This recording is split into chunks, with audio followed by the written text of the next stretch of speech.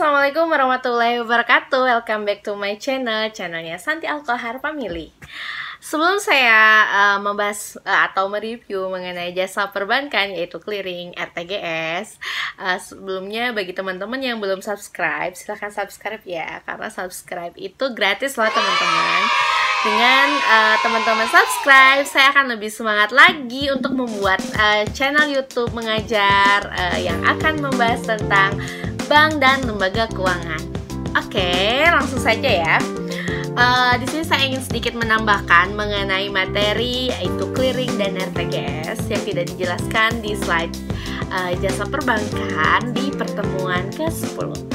Oke, jadi untuk clearing itu teman-teman pasti sudah tahu clearing itu apa ya. Jadi clearing itu merupakan salah satu fasilitas di mana kita itu bisa melakukan transaksi transfer ke bank lain dan itu juga bisa dilakukan melalui teller ya.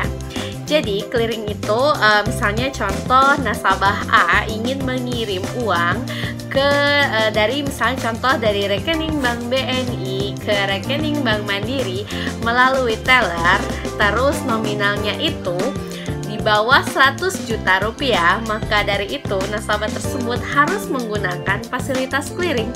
Kenapa? Karena clearing itu adalah fasilitas transfer antar rekening dari rekening bank satu ke bank lain yang berbeda bank dengan nominal di bawah 100 juta rupiah atau dari bawah 100 juta rupiah sampai dengan maksimal 500 juta rupiah bisa menggunakan fasilitas clearing, di mana fasilitas clearing ini itu dilakukan secara offline, artinya bahwa nasabah yang datang ke suatu bank yang ingin mengirimkan uangnya ke rekening bank lain, nasabah tersebut harus memastikan nama dan nomor rekening bank yang dituju itu sudah sesuai, karena teller tidak bisa mengecek karena di sini sistemnya offline.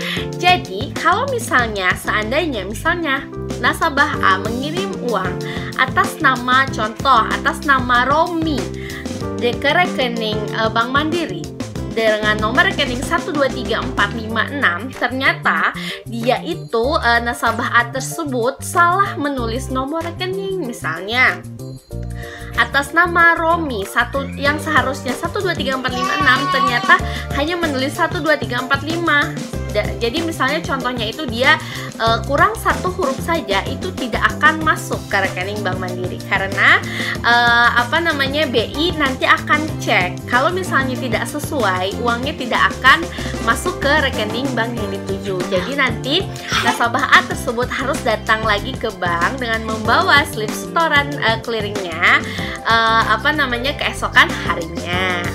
Terus untuk clearing ini memang dia biayanya lebih murah. Biayanya itu adalah Rp5.500. Nah, jadi sebenarnya Rp5.000 biayanya, tapi ada pajaknya 10%, jadi Rp5.500 ya.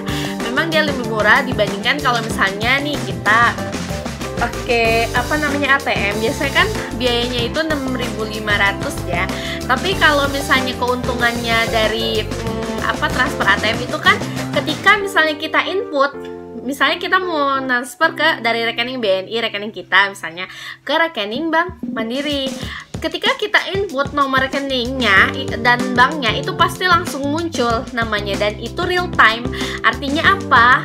Uang yang kita kirimkan ke rekening bank yang dituju itu langsung masuk pada saat itu juga. Ya, jadi langsung berhasil. Terus itu juga ada slipnya ya, slip transaksi atau kertas dari mesin ATM-nya itu menunjukkan bukti dari transaksi. Demikian juga melalui mobile banking juga itu real time juga. Jadi ketika kita transfer, uangnya itu akan masuk dan kita juga bisa mengecek nama dengan rekening penerimanya sudah dipastikan benar. Maka dari itu nanti uangnya langsung masuk ke rekening yang kita tuju. Sedangkan kalau clearing ini dia memang biayanya lebih murah, Rp5.500, tetapi dia itu sampainya paling cepat 2 jam, tetapi paling lambat itu misalnya contoh sore hari atau di hari yang sama. Misalnya nasabah datang ke bank itu pukul pagi, misalnya pukul 9, itu bisa jadi 2 jam setelah 2 jam itu masuk ke rekening bank yang dituju, atau di hari yang sama. Di hari yang sama itu bisa sore atau malam. Pokoknya kalau misalnya dia ngirimnya pada hari Senin, berarti kalau misalnya tidak ada masalah dengan nama atau nomor rekening bank yang dituju, sudah sesuai semua ketika BI cek, maka nanti uangnya akan masuk ke rekening bank yang dituju pada hari yang sama.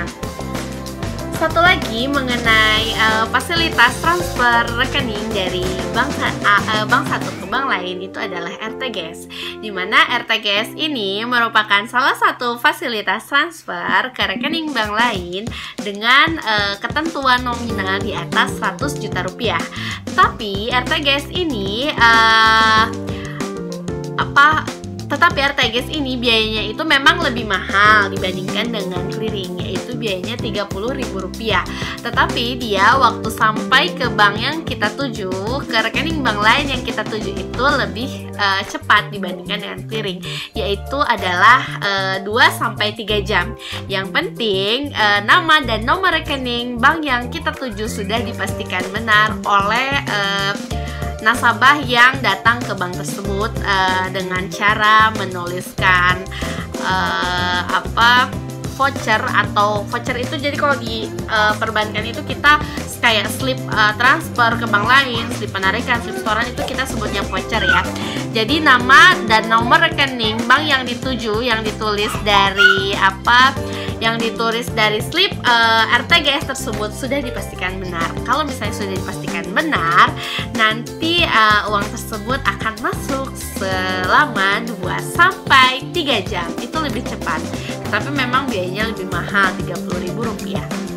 Oke, sedikit saya ingin menambahkan tentang retur, clearing atau RTGS. Apa sih retur, clearing atau RTGS? Tadi di awal saya sudah jelaskan ya. Jadi retur atau retur clearing atau RTGS adalah transaksi di mana transaksi clearing dan RTGS yang dilakukan oleh nasabah tersebut itu gagal, di mana nasabah itu salah menginput namanya, misalnya hurufnya kurang atau nomor rekeningnya kurang sesuai. Pokoknya ada salah satu huruf atau salah satu nomor rekening yang salah, itu tidak akan masuk ke rekening bank yang dituju. Jadi kalau misalnya itu adalah disebutnya retur.